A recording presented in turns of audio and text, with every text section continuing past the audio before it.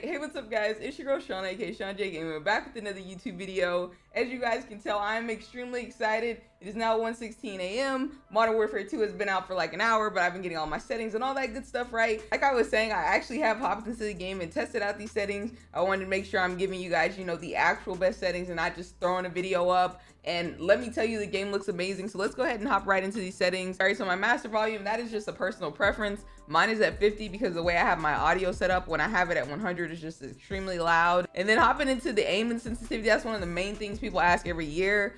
I do normally play on a 6.6, but I wanted to go ahead and let you guys know there's something different about this game that actually required me to turn my sensitivity down. 4.4 feels like my old 6.6, so I'm playing on 4.4 for this COD right now. I am playing on full screen. I am on PC, by the way, guys, so these are all going to be PC settings. I'm going to go over the actual graphic and display settings that I have as well. And then for my FOV, I'm on 110 right now. I mean, that may change, but I feel like that's just kind of like a happy medium. I don't really like to max out the FOV. All right, so let's hop into these controller settings.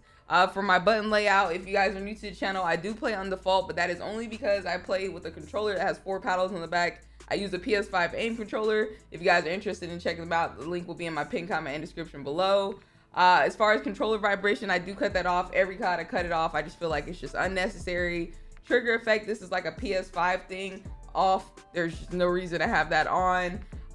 Like I mentioned before, my sensitivity is 4.4. Then my ADS sensitivity multiplier just on the default 1.0. All of the sensitivity multipliers, I just currently have those on default. Hopping into the gameplay settings, the only thing I think I changed in these settings is the automatic tac sprint.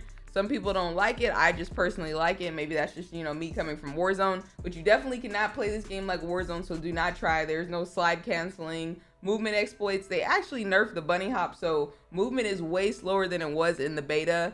My equipment behavior is hold. Like I said, all this stuff is default. And then armor plate behavior, I did switch that to apply all. If you guys played Warzone, you know that it just makes more sense to have apply all on, because why wouldn't you want to put on all your plates? So we went over these controller settings. Let's hop into the graphic settings.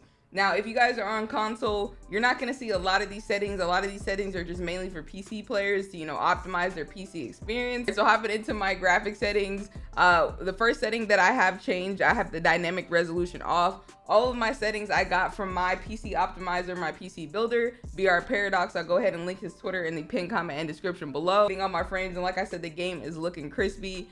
The aspect ratio is going to be on automatic. VSync gameplay is off. VSync menus is off. Custom frame rate limit, that's just, a personal preference. If you guys want to change yours, I changed mine to 145. I just kind of max it out at whatever your monitor is. And then I keep my menu custom frame rate at 60. My display gamma is just at the default 2.2 sRGB. Haven't changed anything to do with my brightness. Focus mode is off. HDR is off. These are just going to be the basic display settings. Now we're going to get into quality, which is just a little bit more in depth. As you guys saw on the previous tab, I do play on a 4K monitor. My monitor is 4K 144 hertz. I have my render resolution at 90. There's no reason for you to have your render resolution at 90. I just turned mine down so that I could just get a little bit more frames because I have a 4K monitor. It's harder on my computer. Most people just keep their render resolution at 100, so highly suggest you keep yours at 100. Like I said, my monitor is just a little bit more harder on my computer. For upscale sharpening, fidelity cast is on. This is a setting you guys should definitely make sure you guys turn on, and then take it all the way to 100. This is gonna help your game look really good. This is just at the default Filmic SMA TX2. Then also I have this one at normal. The video memory scale, I did turn that up to 90. Like I said, this was a suggestion from BRPARADOX. My text resolution is on normal. If you guys want to get crazy, you guys could put it on high, but it is gonna cause you to lose more frames. And honestly, the game looks amazing at normal, so I highly suggest you guys try out normal. There's no reason to go super crazy and be maxing out settings when you could, be getting more frames and your game could be running smoother. And it's also just easier on your computer. Then my texture filter is on normal as well. Nearby level of detail is on low. Distance level of detail is on high.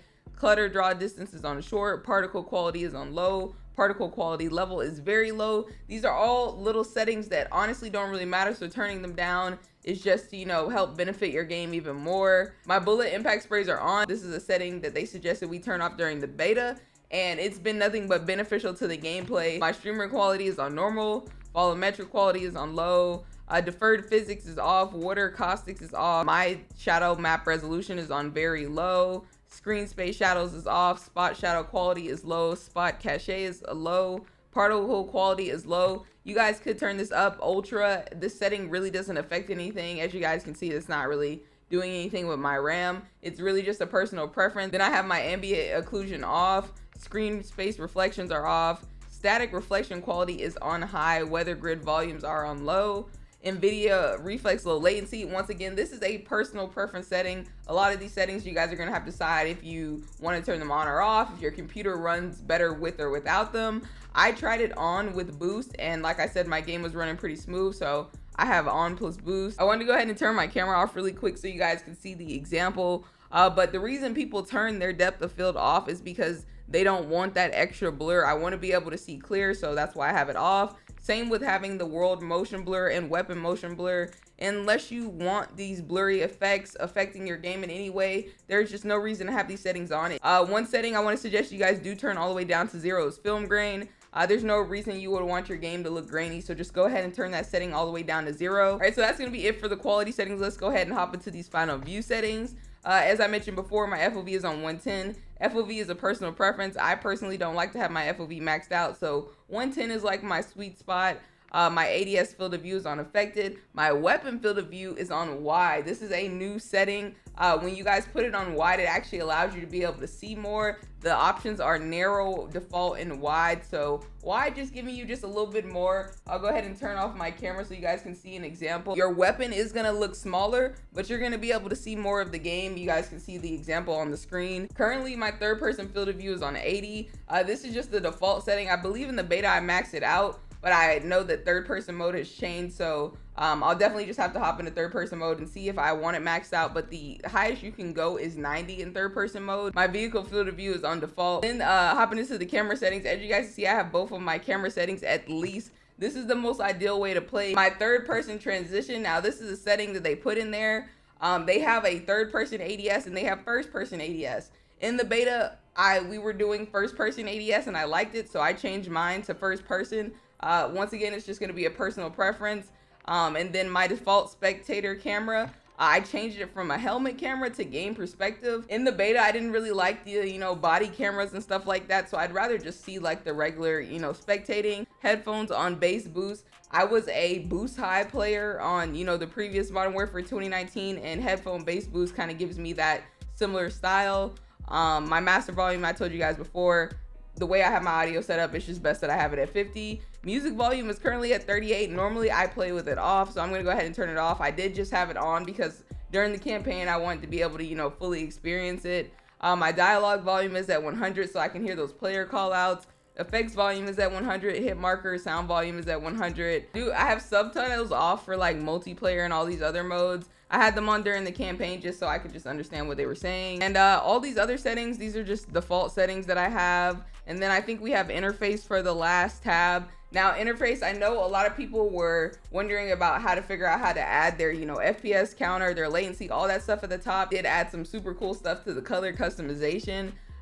Being able to just get really in depth with these colors and change, you, your team, your party. I think it was a really nice feature. If you guys want to see my colors, I mean, they're pretty basic. There's just so many options, so I'm sure people are gonna get super creative with those.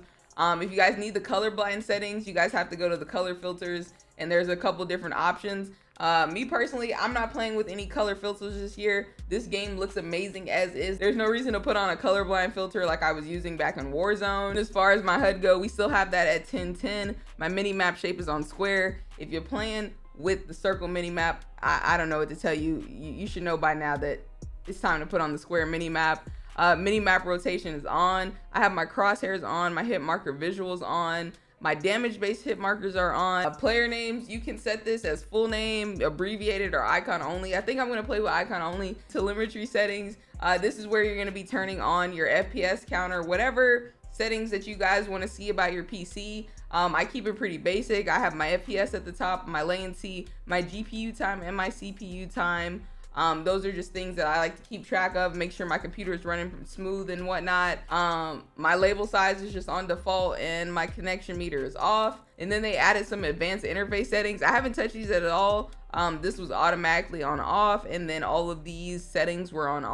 All the settings you guys need for frames, game smoothness, and quality, I gave you guys all of those. I gave you my controller settings. So hopefully you guys did find this video helpful. I wanted to make sure I started this year off right, giving you guys the best settings to use in Call of Duty Modern Warfare 2. Make sure you guys do go ahead and drop a like and comment on this video. Subscribe to the channel for more dope content, and I'll catch you guys in the next video. ShawnJ Gaming out.